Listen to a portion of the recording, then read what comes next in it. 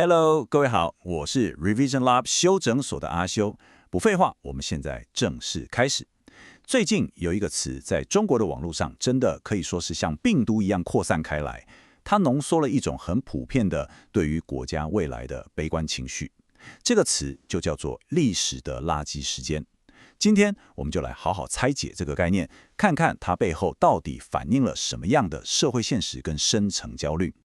所以你听过这个说法吗？历史的垃圾时间，它可能听起来有点奇怪，甚至有点刺耳，但它却很准确地捕捉到了一种集体心态。你知道吗？那种感觉好像好日子已经过去了，但坏日子还看不到尽头的氛围。这不只是一个很快就会消失的网络迷因，它更像是一面很深刻的镜子，映照出整个社会的心理状态。好，那我们先从源头说起。垃圾时间这个词其实是从体育比赛来的，特别是篮球。你可以想象一下，一场比赛打到最后几分钟，比分已经差了30分，输赢基本上已经定了。这个时候，双方教练会把主力换下来，派上替补球员，只不过把剩下的时间打完。这段时间对于比赛的最终结果已经没有任何影响了，这就叫做垃圾时间。当这个体育术语被借用到社会评论上，就产生了这段非常有力的描述。它指的是一个历史时刻，在这个时刻，整个社会的发展好像已经违背了某些基本的规律，但身在其中的每一个人却完全无力去改变这个趋势。这种强烈的无力感，那种感觉无论自己再怎么努力都没办法撼动巨大结构性问题的挫败感，就是这个词汇爆红的核心原因。今天我们会从5个角度来深入探讨这个现象。首先，我们会定义清楚什么是历史的垃圾时间，接着分析它背后那个停滞的经济引擎，再来看看官方是怎么应对的，也就是所谓的打造堡垒中国。然后我们会探讨一个很关键的问题：内部的压力会不会引发一场转移注意力的战争？最后，我们会把视角拉回到个人，看看在这样的大环境底下，个体该如何自处。好了，我们已经知道这个词的来源了，但一个体育术语是怎么摇身一变，成为足以概括整个时代的国民情绪呢？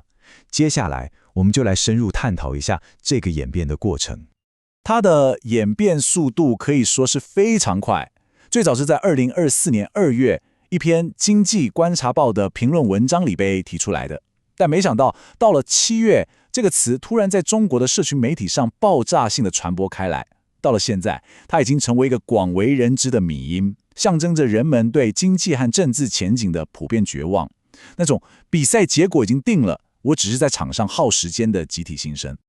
其实，历史的垃圾时间这个概念并不是凭空出现的，它是一系列反映社会心态词汇的最新演进，从最早的内卷到后来的躺平、摆烂，还有研究怎么移民的润学。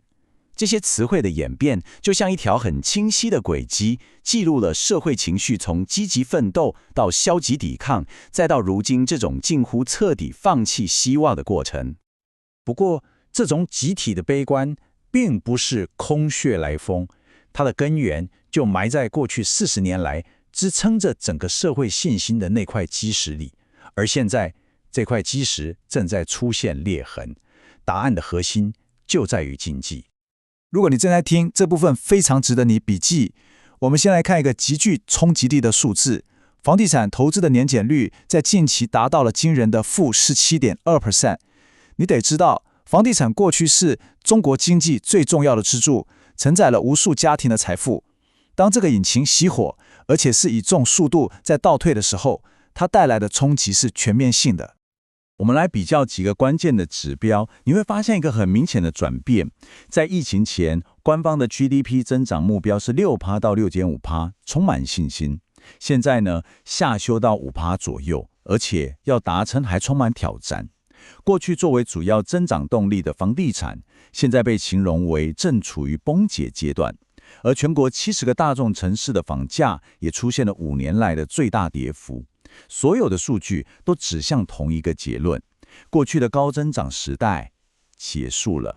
这种情绪上的转变可以透过一个很鲜明的对比来理解。很多人最近都在回忆2008年北京奥运的"北京欢迎你"，那个时代是充满了改革开放的乐观与自信，关键词是开放和融入全球。但到了今天，流行的却是垃圾时间这个词，背后的情绪是悲观和无奈，关键词变成了躺平和润学。从我家大门常打开到关上门讨论怎么润，这中间的转变就是整个社会心态的缩影。面对经济放缓和社会情绪的转变，官方的应对策略是什么？他们没有选择加倍开放来刺激经济，反而走向了另一条路。这就引发了另一个思考：整个国家的重点正在从过去的以经济建设为中心，转向以国家安全为中心。这就是我们接下来要谈的堡垒中国的概念。这个战略转向的核心指导思想被称为总体国家安全观。它的关键在于把安全的定义无限扩大，涵盖了所有领域。而在所有安全里面，最核心、最优先的是政治安全。这就像是把一艘船的航险目标从开得更快变成了绝对不能沉。为了确保船体安全，甚至可以牺牲速度。这个从发展到安全的转变，具体会怎么影响到一般人呢？在政治上是对意义的打压，这压缩了独立思考的空间；在经济上是强调技术自给自足，大量的资源流向国家主导的项目；在社会控制上是利用大数据和 AI 进行监控，个人的隐私被大幅缩减；而在对外关系上，则是强调斗争精神，这加剧了跟外部世界脱钩的趋势。这个趋势的终点会是什么样子？美国一个很有名的智库兰德公司在对未来的推演中提出了一个让人很警惕的可能性，他们称之为堡垒中国。他描述的是，当一个政权提供物质利益的能力下降时，为了维持稳定，它会转向一种内向型的策略，也就是透过高压的社会控制来巩固统治。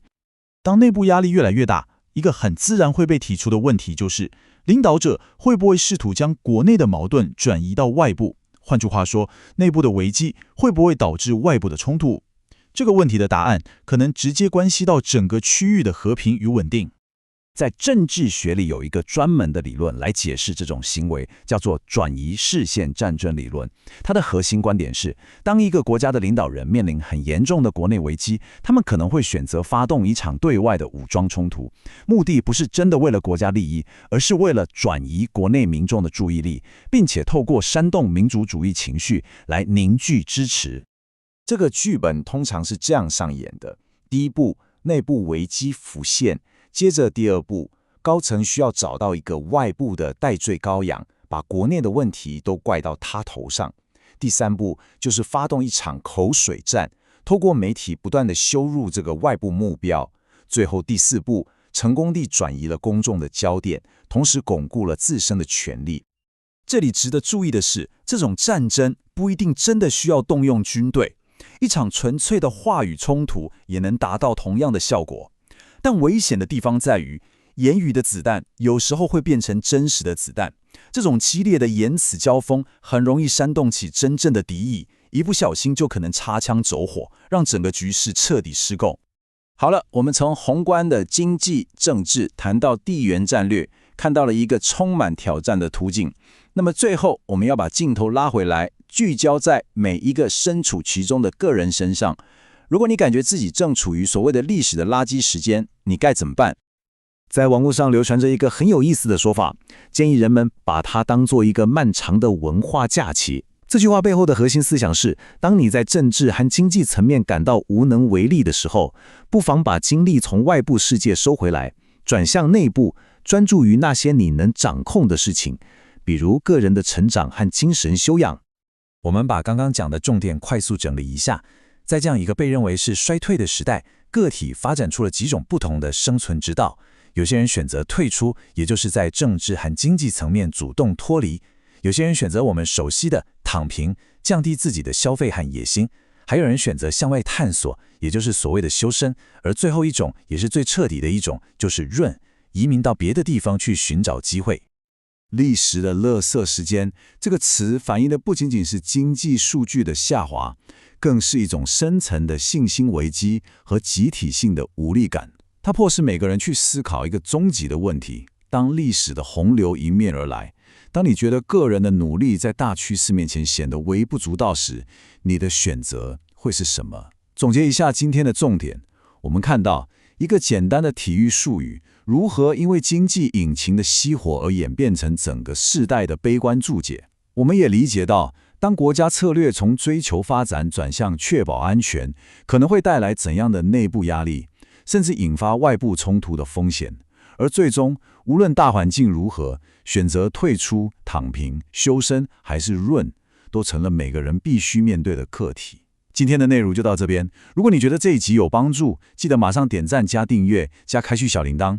我们正在冲订阅，需要你的支持。我是阿修，我们下次见，拜拜。